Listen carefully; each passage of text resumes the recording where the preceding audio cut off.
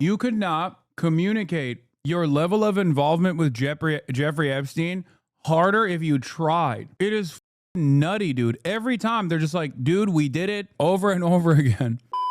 New disclosure. Anyway, let's move on to another issue that the Republicans are seemingly refusing to address. From the Jeffrey Epstein files, a House committee this time released thousands of pages of Justice Department documents related to the disgraced financier. This happened last night. Also included missing cell block video that had raised conspiracy rumors over Epstein's reported suicide. Committee members also met with some of Epstein's alleged sex abuse victims. And Nicole Killian is on Capitol Hill following all this for us. Nicole, good morning. What did we learn, if anything, from this release? Hey, good morning to you, Tony. A CBS News review shows... I'm going to tell you what we learned from this release. The Republicans are not invested in allowing people to actually learn whatever the exists out there in the clients list. They just do not want people to, know any new information about this, and they simply want people to shut up. And in an effort to get people to shut up, they're just going to make it seem like they're, putting out new information with the hopes that it will quiet down some of the dumbest in the Trump base that also are invested in this Epstein thing. Much of the information that was released was already public, but we could learn more when we hear directly from some of Jeffrey Epstein's accusers at a press conference here on Capitol Hill. The House Oversight Committee posted more than 33,000 pages, which it says is just a fraction of the total Epstein files. They contain previously unseen surveillance video outside Epstein's jail cell on the night he died. That includes a missing minute, which the Attorney General said in July didn't exist due to a security reset. There are also Epstein's flight logs, which show he traveled with young women. Some of the women who claim they were groomed and abused by the convicted sex offender met for 2.5 hours with House Speaker Mike Johnson and the oversight panel. The Speaker is under pressure to hold a vote to compel the Justice Department to publicly release the Epstein files in full. Republican Tom Massey and Democrat Ro Khanna have filed a petition to force a vote on the floor. Massey said they've already garnered half of the signatures required to advance it. Both lawmakers will appear with the survivors at today's news conference. Meantime, the Speaker is pushing for a separate vote this week to allow the Oversight Committee to continue its work. Tony. All right, Nicole, thank you very much.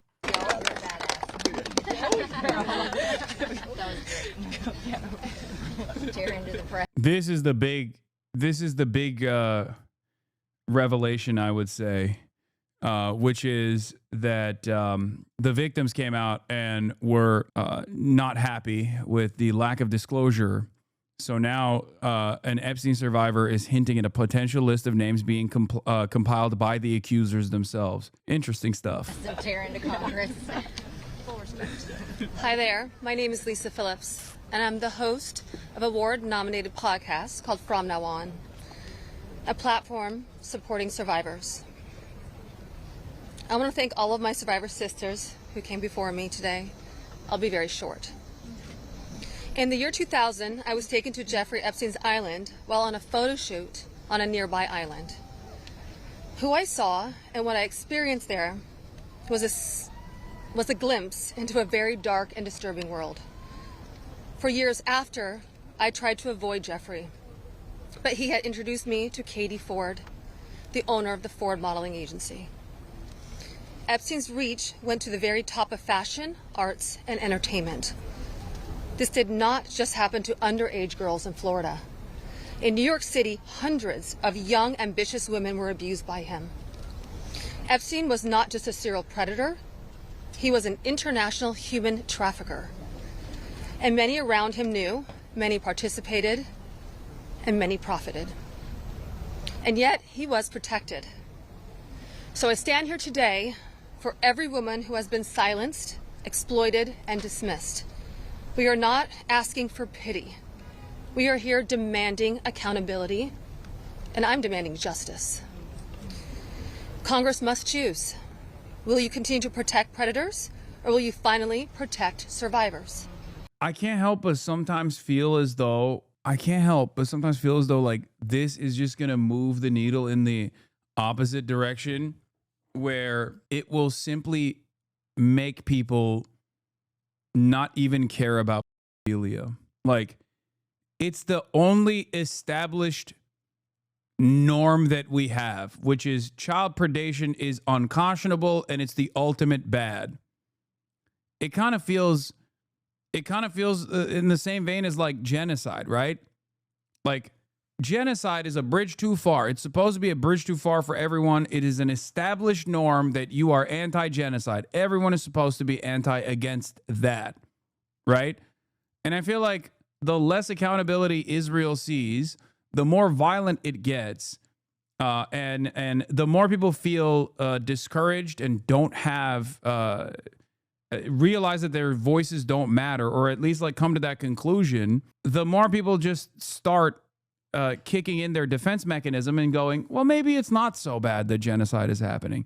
And I fear that this is what's going on with like pedophilia, like sequence, serialized, systematized pedophilia. It's the thing that everyone is supposed to be against, okay? Like, sure, people don't have that kind of opinion under patriarchal constructs about like, assault against women. That's certainly the case. Like, culture, all this stuff, right? But like, pedophilia is supposed to be the thing that everyone is against. No matter how big of a villain someone might be in your life, if you ask them like what they think about pedophilia, they'll be like, yeah, those guys. As a matter of fact, it's so bad that themselves will often wear those like, oh, time to hang your local file t-shirts, you know? But the more this kind of stuff is discussed and the less there's action the less there's any sort of action that people are, your party supports it. My party? First of all, the Democrats are not my party. And secondly, it's wild to say that right now. Like, right now is the worst possible time to say that. This is what I mean when I say these guys just hallucinate, dude. They hallucinate alternative reality.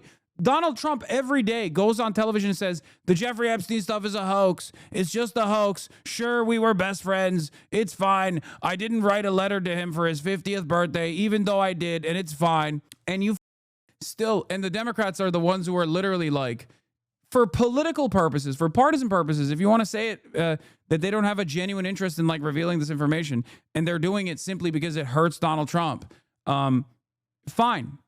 But like, regardless of their reasoning, regardless of their ambitions, or whatever the motivating factor is here, it's clear that the Democrats, unlike the Republicans broadly, are unironically trying to. Your party is okay with men competing in women's sports? Remember what I said about how brain dead some of these guys are? That's it. That's the 30% right there. If you are a person who has voted for Donald Trump at any given point and now experience buyer's remorse, understand that if you lean into the Trump side, that's what you sound like. A guy who looks at Donald Trump saying, Jeffrey Epstein was my friend, it's fine, it's not a big deal, it's a hoax, okay, every day, is so easily tricked that he can turn around and claim, well, the Democrats support men participating in women's sports. That's like, even if you have a disagreement with that, which I don't give a shit about, right? How the is that in any way, shape, or form relevant to the active child that took place with Jeffrey fucking Epstein when the Republicans are refusing to release the files? You just said you are the dumbest person. You're like, I'm the easily tricked adult. If you're wondering, when Donald Trump says everybody transgender, who that appeals to, it's this idiot, okay? When Donald Trump says everybody transgender, this guy goes, hell yeah, brother. That's right. It's certainly no longer weird to me that he ran on releasing the Epstein files and refuses to release them. That's not strange. And basically every media hit he has done so far makes me feel like he's heavily involved in Epstein. And also, I would like to announce here today, us Epstein survivors have been discussing creating our own list. We know the names. Many of us were abused by them. Now, together as survivors, we will confidentially compile the names we all know, who were regularly in the Epstein world. And it will be done by survivors and for survivors. No one else is involved. Stay tuned for more details.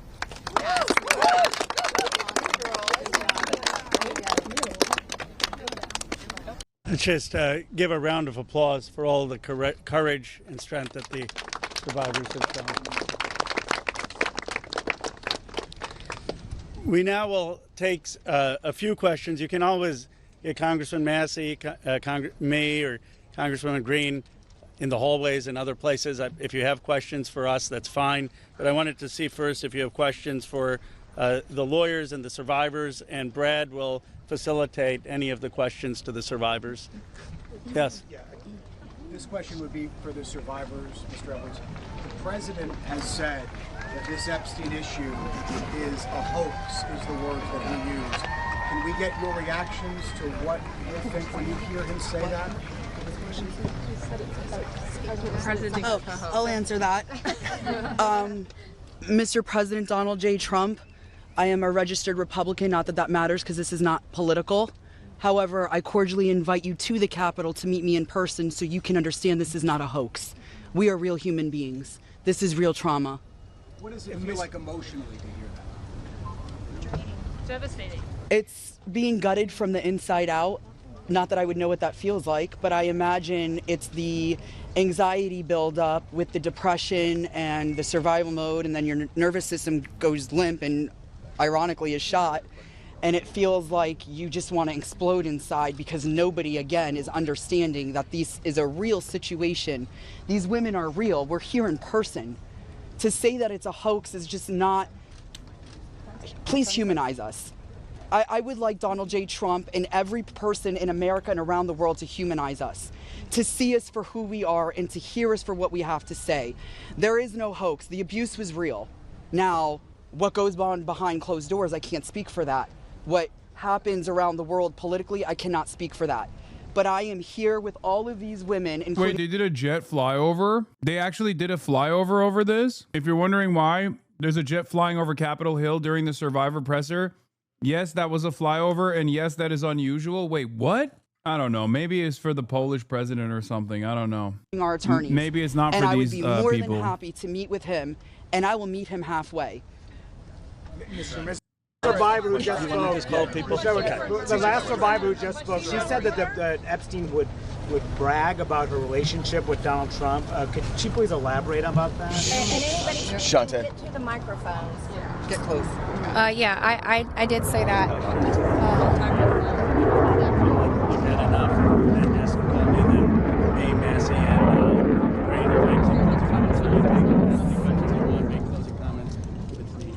My first trip to the Palm Beach residence, I drove there from the airport with Ghislaine Maxwell, and Jeffrey and Ghislaine were always very boastful about their friends, their famous or powerful friends, and his biggest brag forever was that he was very good friends with Donald Trump. He had an 8x10 framed picture of him on his desk with the two of them. Like, they were very close. Yeah. Go ahead. We're here for you. We love you. After meeting Jeffrey Epstein and Ghislaine Maxwell, it felt like someone shut off the lights to my soul. We were groomed, we were manipulated, and we were taken advantage of. We want to be heard. In this story, they say the survivors are often forgotten. We know the names. Not here. Many of us were abused by them. No one's invested in a release of the Epstein files, quite like the woman who knew him. It's Teresa J. Helm. Who suffered at the hands of the sex trafficker and accomplice Ghislaine Maxwell. It was a whole operation. Everyone knew what they were doing. Everyone had their role to play. They passed along women and children like human batons from one person to the next up the chain till they're assaulted. Some are on repeat cycles of that. Why is it important that your voice is heard today? Because they're trying to bury us. They've been trying to bury us for 20 years, and you just waited for Virginia Giuffre to pass away to move Ghislaine Maxwell to a summer camp. What do you say to Donald Trump today? Release the Epstein files. It's simple. The voice of the survivors here can only reinforce the effort over there on Capitol Hill to trigger the release of the Epstein files. Politicians across the aisle are pushing legislation to lean on the Department of Justice for a full publication of every name and every detail. Marjorie, is your stance on this a problem for Donald Trump? Trump's problem is his MAGA base wants the files released. Loyalists like Marjorie Taylor Greene who cry cover up. The truth needs to come out, and the government holds the truth. Donald Trump was welcoming the Polish president to the White House down the road. The spirit of Epstein was present here too. Trump was asked about an affair that features a man he once counted as a friend. We're having the most successful 8 months of any president ever. And that's what I want to talk about. That's what we should be talking about, not the Epstein hoax. For Epstein survivors, the release of the files is the endgame. How the game ends for Donald Trump would be the question to follow. James Matthews, Sky News in Washington. Someone said Marjorie Taylor Greene may or may not have leaked a certain country, may or may not have been involved with Jeffrey Epstein. It's so funny that Representative Anna Paulina said all the Epstein files can be found here, and then the readers added context. Most of the documents released today were already made public months ago. These are not new documents. Crank T. Nelson replies, it's so funny that these people are fully committed to never releasing any new Epstein info, but are also completely addicted to acting like they really want to release it. They can literally go broke betting on the piggies eating the slop. I really think even they were surprised how easily they could trick their base with this one. Like, they acted as guilty as a human could possibly act, and the MAGA base didn't mind one bit. There is, I think, some tremors within the base, as I've said before, over the Epstein stuff. But I will say, for a lot of people, it's not an issue. It's clear. For a lot of people, they're like, I don't even give a if Donald Trump was like on the plane, literally on camera, assaulting a minor. I still love him. He's my GOAT. Why? Just like that one chatter was presenting, because he's doing, he's fighting everything's transgender. Those that are enduring abuse and are living in a prison of shame. Anyone that is being abused, it is not your fault. You should live with no guilt or fear or shame. All of the fault, Israel and other countries. The truth needs to come out. Is that real? And the government holds the truth. The cases that are sealed hold the truth. Jeffrey Epstein's estate holds the truth. Nah. No way. White House says helping me secure a vote to release all Epstein files is a hostile act. They're threatening anyone who helps bring true transparency and justice for the survivors. This is a tacit admission. The Oversight Committee data release is woefully incomplete. It's crazy to just like straight up assume a pro-pedophilia position like the White House is doing right now. But even crazier that like the audience is eating it up. You could not communicate your level of involvement with Jeffrey Epstein harder if you tried. It is nutty, dude. Every time they're just like, dude, we did it. We did kids. That's what they're saying over and over again. The meme you shared earlier is so true, Lamau. Oh yeah, this. We're pro now. Deal with it, libtard. That's where we're at now with the Republican Party. This is what I was saying. Like, this is what I was warning against. This is what I'm like worried about. Trump has a cult, and he has like this profound ability to normalize certain things that previously would be considered utterly immoral, morally repugnant, completely unacceptable. And he's just using that normalization faucet in the direction of like normalizing what? Pedophilia? That's crazy. And the way they're doing it is so wild, because it's like they're basically saying trans people existing is actually pedophilia, not the real files that are doing pedophilia to children. And these dumb eat it up. I guess the same goes for everything. It's like it goes back to this. DOJ lawyer waging war against Harvard sure seems to like Adolf Hitler. Like, the guy who is supposed to be combating the anti-Semitism at Harvard University is a Hitler lover. It's the same shit.